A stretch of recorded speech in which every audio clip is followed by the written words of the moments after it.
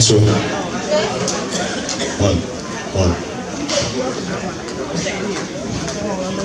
Good evening, everybody. I want to welcome you to Queens Public Library. Make some noise for yourselves. Feeling blessed, make some noise for yourself. If you love hip-hop, make some noise for yourself. It's Queens in the house tonight. All right. So this is all about a Cypher in Queens. We're gonna get our program started. If you don't have a library card, put your hand up. If you don't have a library card. Okay, so we want to make sure you get a library card. Miss Taylor, how you don't have a library card? Wait a minute, what happened? In Brooklyn, okay. Yeah, the New York Public Library. So we want to make sure you get a library card so that you can experience the Cypher in Queens with the headphones and hear the music and the voices of some of the legendary artists that are featured in a Cypher in Queens. And we're honored today to have Five Dogs Mom and Miss Cheryl Taylor to be in the building with us today. We have other family members here from, some of the other artists that are here. But we're going to get this program started with the legendary Jam Master Jay's older son, Casey Mizell Jr. So give it up for him. He's here from Ohio, right? What happened? Queens, no one? Gotta move. Things done changed. Well, thank you for being here, brother. We appreciate you. And so he's gonna play some music, and then we're gonna get into a talk. So relax. If you don't get your, you can get your forms to fill out the information for the library card, and you can get your headphones. And while you're sitting here, you can listen to the sculptures from over here. It's all wireless. So enjoy yourself. Welcome once again to Queens Public Library. Thank you. Sir, thank you so much. Give it up for Jam Master Jay Jr. Thank you. Representative. He is doing his thing. Hold on. I'm going to get you say, I know you don't want, like to do so much stuff, but say something. Talk to him. Okay. How's everybody doing? I appreciate it. This is the vibe, you know what I'm saying? They were all legends in their own lane. I'm just here representing for my dad. And, I learned how to DJ by myself. He gave me 0 lessons. I'm serious. Like, just being around people that I came up around, like, I was a sponge. I was like, okay, so that's how you do that, and then he does this, and I don't like. I just mixed and matched all my mentors, and I'm still learning. Like, at the same time, you're gonna have to really. Well, how much progress have I made from the basic? Man. See, like, he can tell you a lot of persons, like, when I'm down there watching him, like, it just happens like that. I was fortunate to be my father's son, and then when I decided to try it, it just came, like, instant. I love traveling.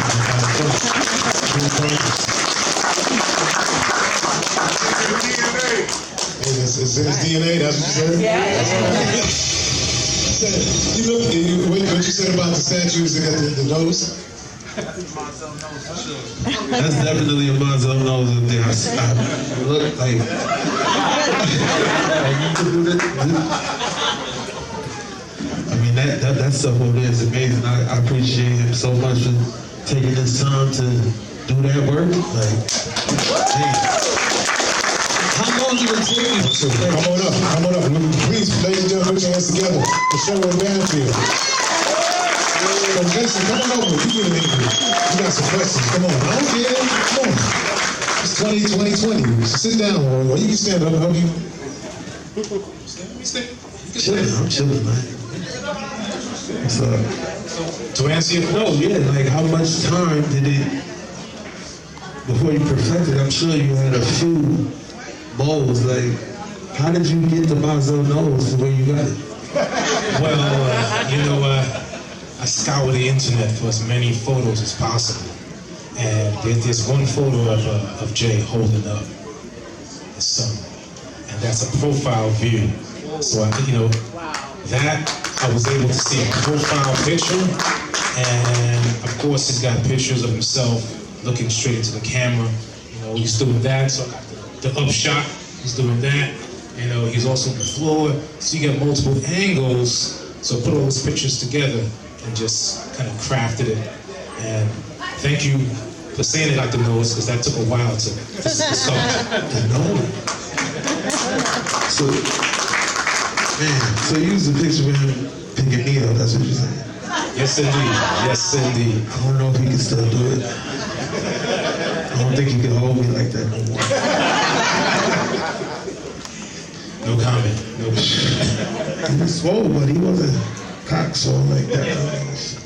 Well, I gotta say that I had only a few months to get this finished. And the process is really to get it out of my mind into a three-dimensional form. Drawing is essential. So any artist out there that is hoping to do sculpture, you gotta draw, keep on drawing. Draw faces, draw the eyes, the side of the eyes, three-quarter views, frontal, profile. And you get to understand the three-dimensional aspect and move on to the sculpture from there. And it's all in the mind, it comes out, it comes out. Well, I want to thank you personally. I look forward to the little joint, you know, we're going to talk about that later, but I really appreciate you for taking your time to do that for my dad and the other legends. Like, I appreciate you, thank you.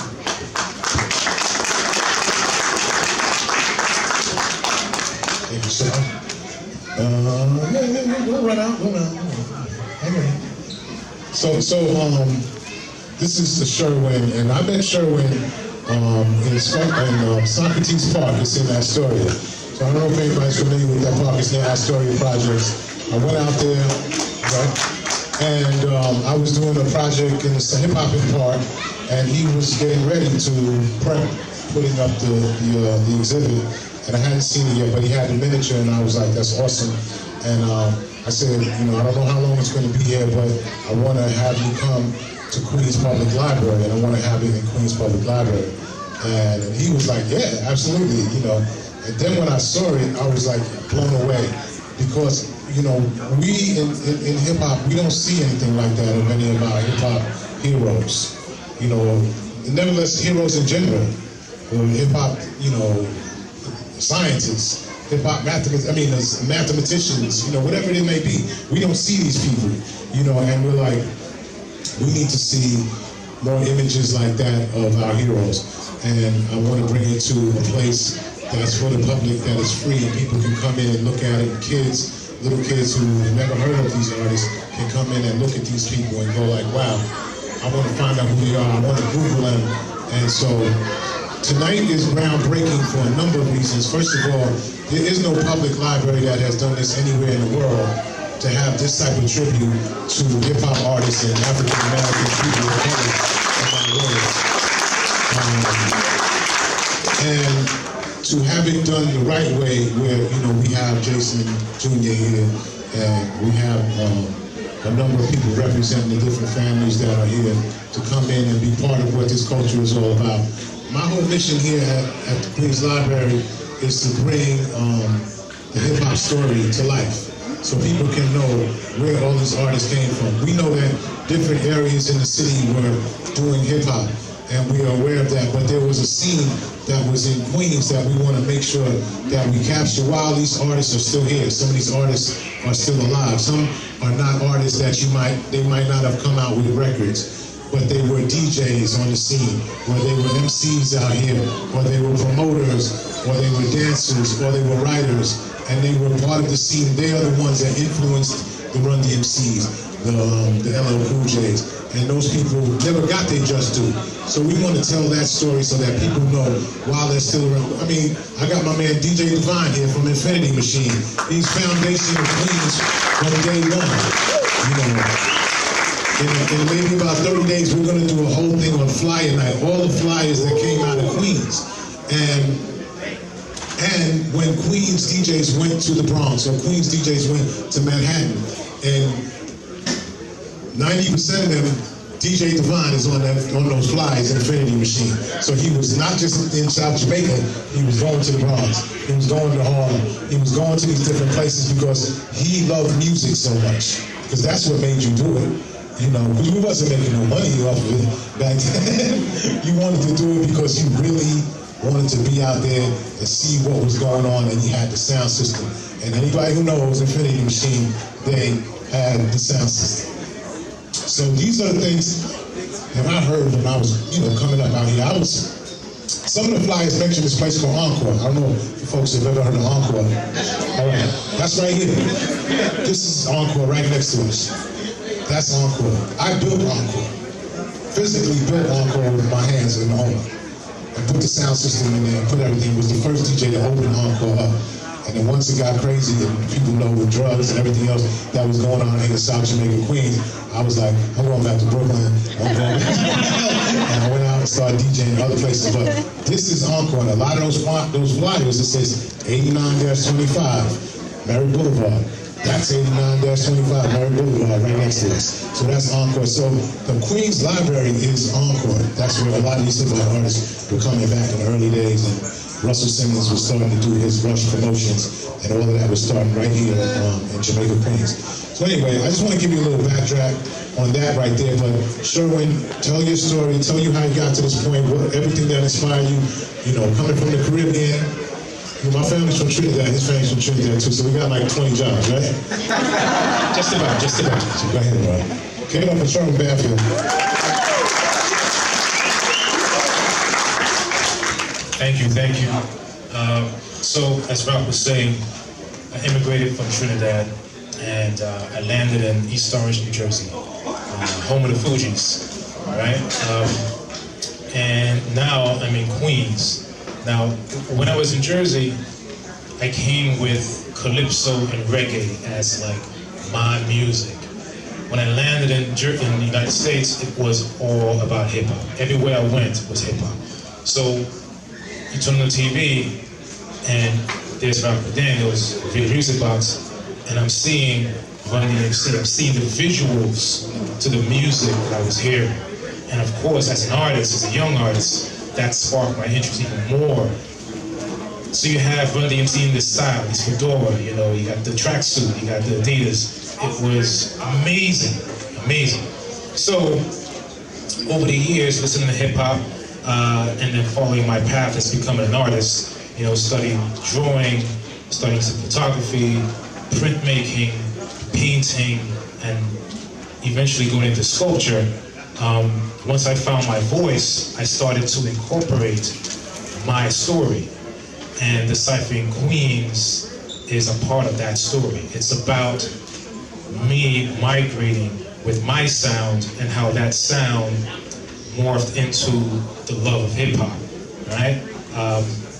So when I got a chance to do these sculptures, which came after being laid off from a job of 17 years, I'm like, all right, it's time to put this passion to work. I was doing it on the weekends and on the side, evenings, trying to make it work. Then I got a wife, and I got a kid, so I got to make time for them as well. So when the job let me go, I said, okay, it's time to put 9 to 5 aside, and let's make the sculpture happen.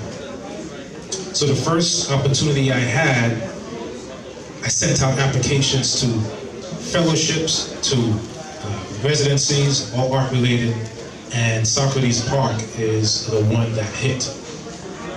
As soon as they said yes, I was like, yeah, we're gonna do this. We're gonna make it as large and as impactful as how hip hop made music, which is the world's music now, right? So, coming from the Caribbean, I was surrounded by speakers playing reggae, actually destroying the inside of me because the music was so loud, the bass was so heavy, right? So I wanted to make sure that I make these audio sculptures as bass heavy and as impactful as the sounds that changed my life. So when I started drawing these sculptures out, I made sure I had the sound laid out, and I wanted to make sure I represent Queens artists that impacted my life. Of course, hip hop is fast. I got Bronx artists I love, Brooklyn artists I love, Jersey artists I love, but for Queens, First and foremost, I gotta admit, it's Fife, because Fife had the lyrics that I identified with, right? He would say a sports line and then say curry, chicken, roti, and rice, right? And I'm like, yes, I'm eating that right now. It's excellent, right? So Fife definitely had to be part of this project. Who else? Jam Master Jay. Jam Master Jay Run DMC is the first visuals of hip hop that I saw on Video Music Box, and that was like, you had these cats breaking through walls, you know, and these rock guys are like, what are you doing? Right? You know, walk this way. And then you had Prodigy and Mobb Deep, right? As you look at me, I'm not a hardcore dude, right? But in my teenage years, I definitely had some anger issues.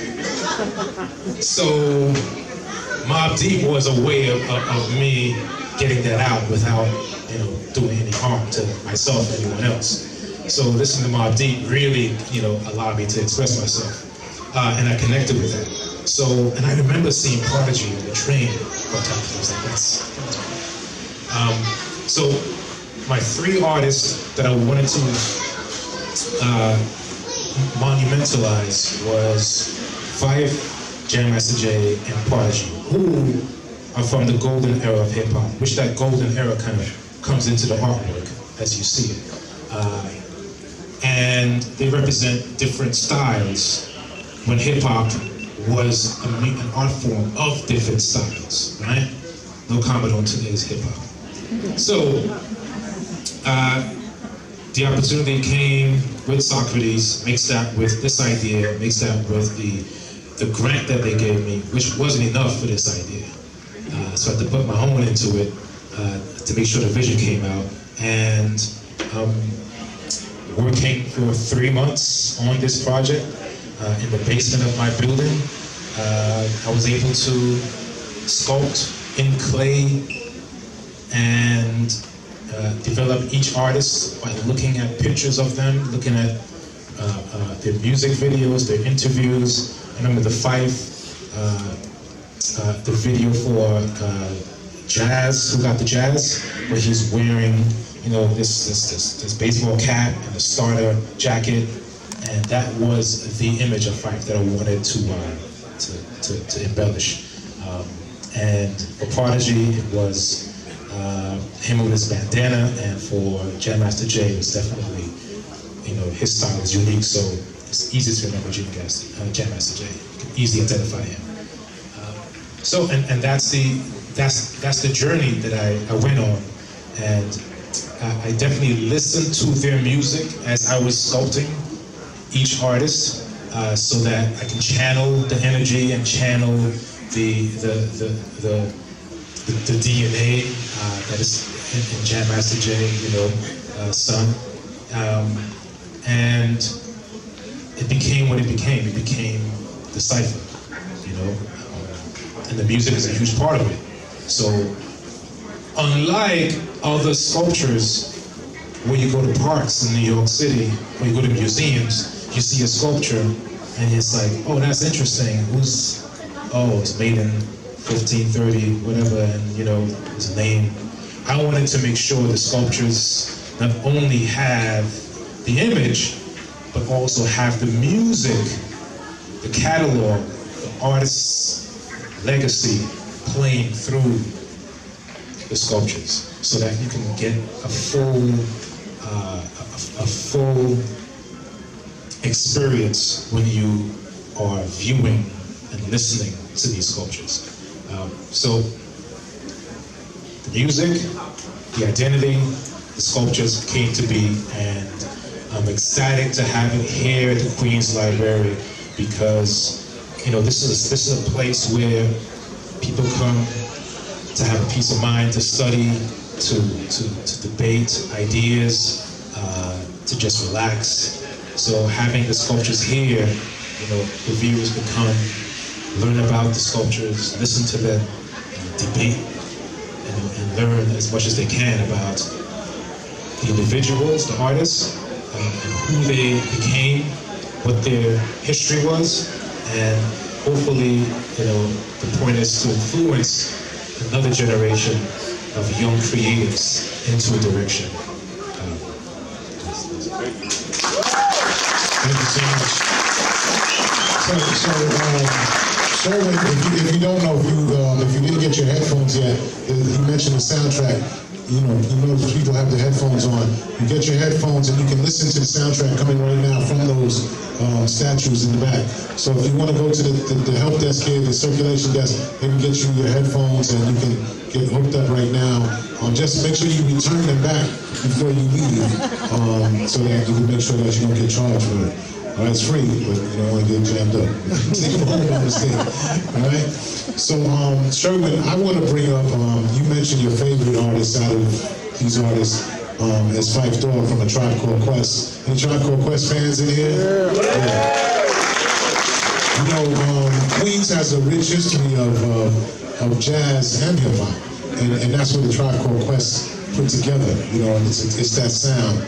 It's that gritty sound of Linden Boulevard, and it's also those old records that, Phife and Q-Tip and Jerobi and Ali Shaheed went and picked up and said, hey, let's put this in here. And that sound, changed the world and how music sounded in their own perspective, that whole native tongue sound. So I want to, and I'm honored to have Phife's mom here right now, Miss Cheryl Boyce Taylor. So she's going to come up to talk to everybody.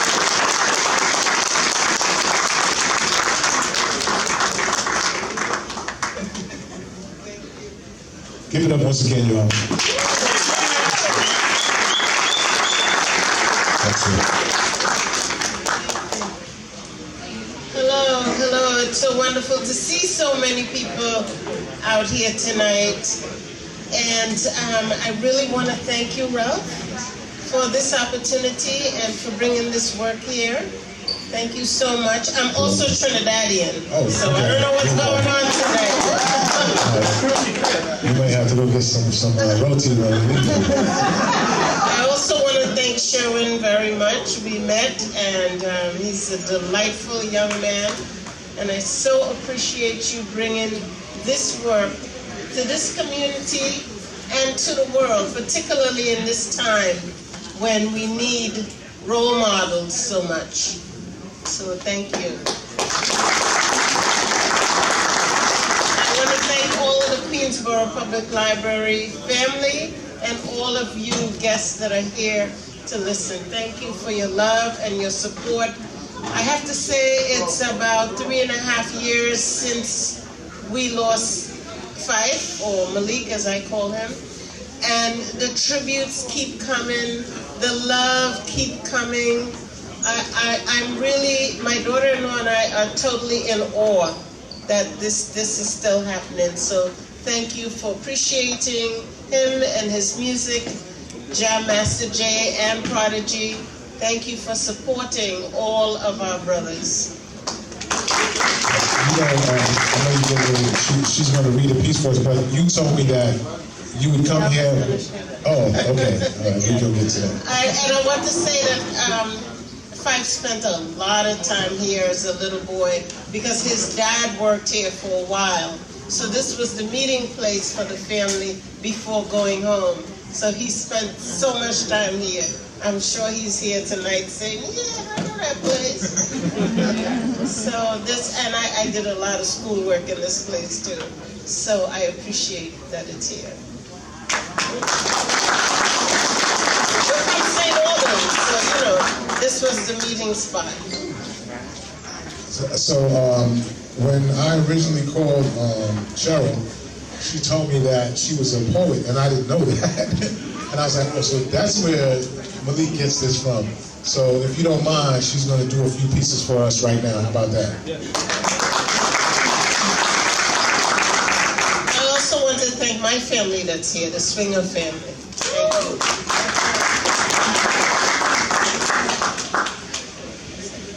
So I'm going to share 2 poems about Malik, and then I'll close with a poem for everyone. I used to go and tour with them sometimes, and I was always in awe of the way that he performed. It was like wild and gritty, and I really, really liked that. So there's this one time he performed at B.B. King's, and it was a solo performance, and I went to see him. And so I wrote this poem after that performance.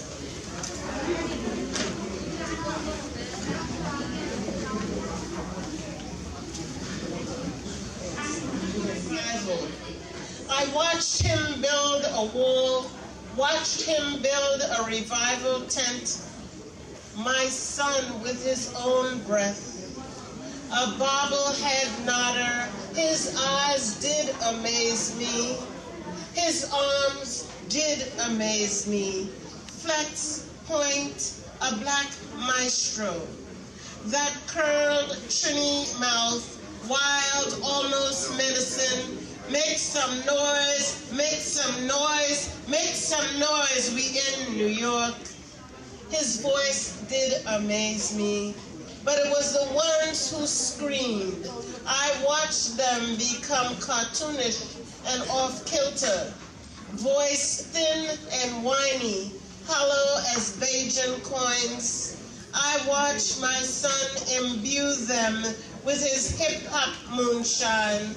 They drunk holy rollers who had just received the Spirit. His flock, hip-hop pilgrims, rising up to touch him. He, my boy, revival preacher.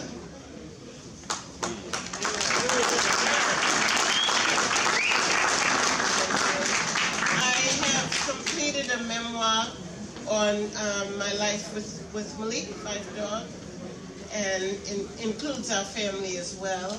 And it should be out the end of next year or early in 21. So I want to read a poem from there. I want to read a poem from the memoir.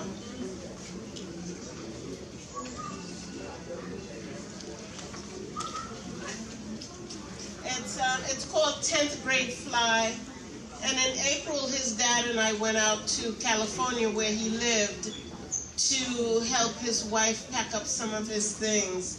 It's taken us this long. So this is a poem from that time. There's a new Tribe album. All day there's celebration, then the death news. After that I feared for my life. After that, I feared for my country. Life's a looking glass, a little salt, a sampling of sea. And where in the Bible does it say we should not question God? Days of swearing, not eating, sleeping. We walk the fields in search of you. Anybody, if you see my son, tell him we have gone searching. In the bag there's fish, meat and bread. There's milk and the bones of small goats to wash and dry into sharp arrows for the hunt. In 1 week all the leaves smell like your hair after Afro-sheen. You 10th grade fly and slightly dangerous.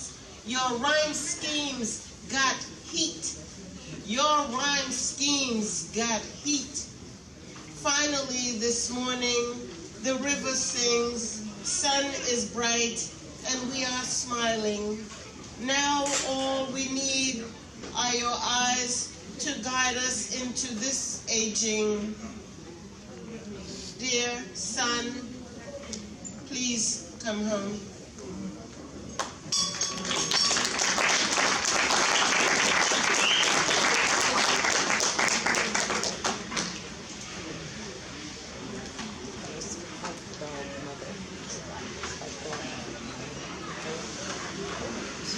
Everybody all right? Yeah. Y'all feeling good? Yeah. Good. Okay, so this is my final poem. It's called Let's Make a Drum, Let There Be Singing. And this I wrote because you know what time we're living in. and I generally always want to write something to rouse people, to bring positivity and hope more than anything else. I walk into the new apartment, throw white wine in corners for my dead. A panorama of light pulls me to the windows. In our month of words, we have shared and shed skin. I don't want to have regrets, but how I wish I was still that girl pulling petals to make bouquets, feathers to make hats, voices to make choirs. Let's not exoticize poverty or privilege. It ain't need no savior. In fact, your glass ceiling hangs as low as mine. Let's make a family. Let's make a family. Get me beet soup, a chorus of birds, and white over your shawl. While we wait for beauty, let's make a book, a palace to dance in, fruit to feed our young. Let's make a continent, a kite, a drum, a knife, a hymn, a torch. Let's be tribal. Let's cook and seduce. Let there be singing and sweet melons for summer. Let's make America way better than we found it. Let's dig up our Bantu drums, our ancestors' voices, steel pan, chorus. Let's holler. Let our words read psalms, throw cowrie shells, predict futures. Let's pray and make babies. Let's make babies. Daughters, let's make babies. Thank you so much. Ladies and gentlemen, come on, get up. I want y'all to make some more noise. Stand up, please. So Charlie Taylor for doing. You know, this is, when I listen to your poems, and I'm a child of the 60s, and it was all about uplifting our people in the lyrics, in the words, in the music, and everything that we did. And some of the early hip-hop artists know that, you know. Divine can tell you about playing Love is the Message and with the Martin Luther King speech on top of it, you know, so we can play it in the clubs. We can make people dance to Martin Luther King speech. And these are the type of things that we did to keep our culture at a high level. And that's what I get when I listen to you and your poetry. So thank you so much. Thank you. Yes. So, I know you have some more things to do, and I'm going to bring up Sherwin once again. Sherwin, I want to talk a little bit more about some of the details, and we're going to work our way over. If you didn't get your headphones yet, I want you to get it because we're going to have another experience over there in a second. But tell them a little bit about the details, and maybe we can start off with, back and from the bottom up, you know. Okay. First off, every sculpture has its own mix that's being played inside of it. We have DJs that contributed mixes for the project. For Fife, let's start off with Fife. DJ Rasta Roots, who was Fife's manager and DJ, and an all-around amazing guy, who actually put me in touch with Ms. Taylor. He sent me a mix that he dedicated to Fife and Tribe. So that is playing inside of the Fife statue. So if you have I guess now considered a legacy headphones that's not Bluetooth, you can plug them into the side of the sculpture in the headphone jack, and you can hear that mix. Or you can but you can use your library card to check out headphones and listen to that mix. Also within Jam Master J, you have a DJ Hurricane mix that he made specifically for the statues. And that Hurricane is a dear friend of Jam Master J, grew up with him. He was also the DJ for the Beastie Boys. And if you see any pictures of magazine covers with Run DMC and And the Beastie Boys, he's there, rocking his fedora or his cap to the side. Amazing dude. And within Prodigy, we have a mix by DJ Mr. C. He was so kind to send a clean version of Mobb Deep's music, which is great for the library since this is a family environment. So you could get the headphones or use your own headphones and listen to the music. Now the details of the sculpture, I want to just mention that at the base of the sculpture is a image of the continent of Africa, and that is there at the bottom because it symbolizes the roots of the music, the roots of the rhythm, the roots of the frequency that migrated away from Africa and into the respective environments, neighborhoods of each artist. For Prodigy, you have Queensbridge. You see the next panel up, it says Queensbridge, and the design that's within that panel is actually an aerial view of Queensbridge projects. Now, Queensbridge and its sound, you have these echoing hallways. You can hear it within Mobb Deep's music, and it's obviously a influence on their sound. Same with Five. On the next panel for Five is a graphic from the Scenario video, which is one of their major hits. And that panel has Linden Boulevard, and Linden Boulevard is synonymous with the Tribe Called Quest. Five Malik Taylor's Way Street is on Linden Boulevard, and there's a mural of Tribe there. So Tribe's music is synonymous with Linden Boulevard, and that helped craft the sound of the Tribe Called Quest, the jazz influence and the history of jazz in that neighborhood helped craft the Tribe sound.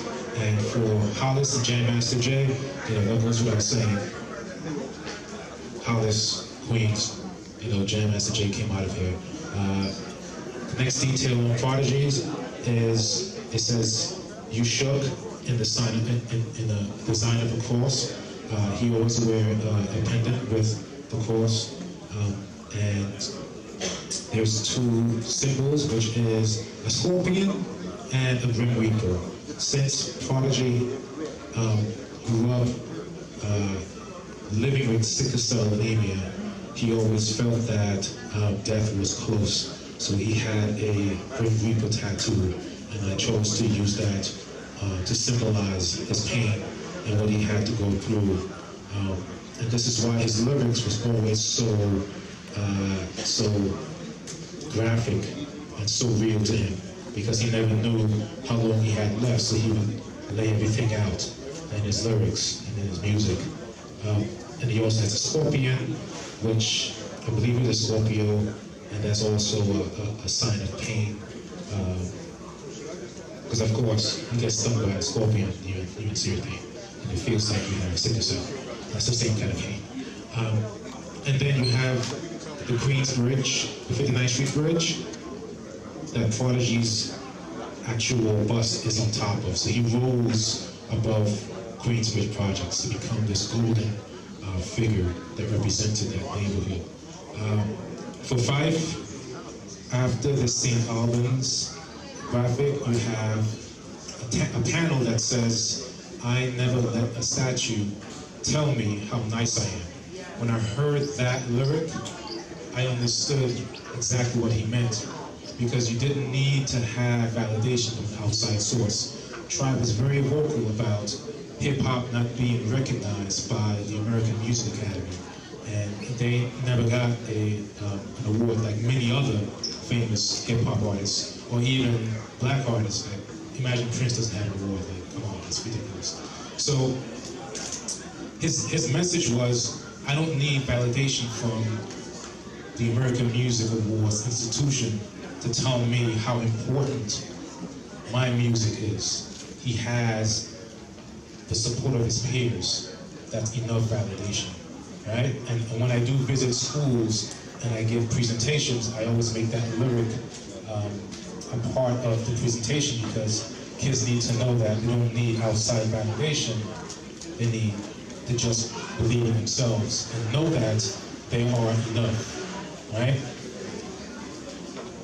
And so for Jam Master Jay, he is the center, he is the DJ, and he makes the music for the Cypher, right? He represented a time when the DJ was prominent and got their dues. The DJ was always mentioned. That's the beginning of hip hop. The DJ is the music maker. And when it came to doing shows, the DJ always jumped it off and got the music going. So Jam Master Jay was instrumental as that center figure for the Cypher. And there's more. In the back there's also graphics and there's elements of Tribe in the back. Five has the 5 to represent his 5-foot assassin title. Prodigy has a P to represent his P, as his nickname, and Jam Master Jay has his legendary JFJ icon, the Run DMC, and the Adidas stripes. So there's a lot of things going on in these sculptures. Just take some time to look and take a peek. So before you head your way over, I just want to remind you that the headphones have to be returned to the desk at 8:30. So we have like 45 minutes so you can listen to the program. But where you got them in the back, you can't take them home. They're not Bluetooth, they only work in here. So don't, I ain't know, Ralph, my bad. That's just one question. So make sure you take them back before you walk out the door. We close at 9 o'clock. So if you go home before that, you got it in your bag, just come back by 9 o'clock and you're good. So make sure you do that. And also, I want to make sure that you give us your feedback. It's very important that we continue to have these hip-hop programs. So you can either, take a snapshot of this and you can get the survey right to your phone, or we have physical surveys that we just handed out that you can fill out and tell us how you enjoyed this particular program. But it's very important because if we don't give feedback, they won't allow us to keep doing these things. If you like it, if you didn't like it, it's fine. It's all good. But as long as you give some feedback back, it's very helpful to us. So please take the survey and make sure you fill it out. And hashtag QPL Hip Hop. QPLNY? QPLNY Hip Hop. So we're going to go over to where the statue's at. If you haven't gone over there yet, get your headphones right now. If you don't have a Queen, who doesn't have a Queen's library card? It's okay. If you don't have one, just go to that desk right behind you, and they'll make sure that you can get a Queen's Public Library card, and then you can get the headphones when you go over to the other side. So we're not finished. We're not done. Let's work our way over to the Media Center and to the Cypher in Queens, and we're going to go celebrate with Jam Master Jay, Prodigy, and Phife Dawg. Queens, make some noise for yourself, right?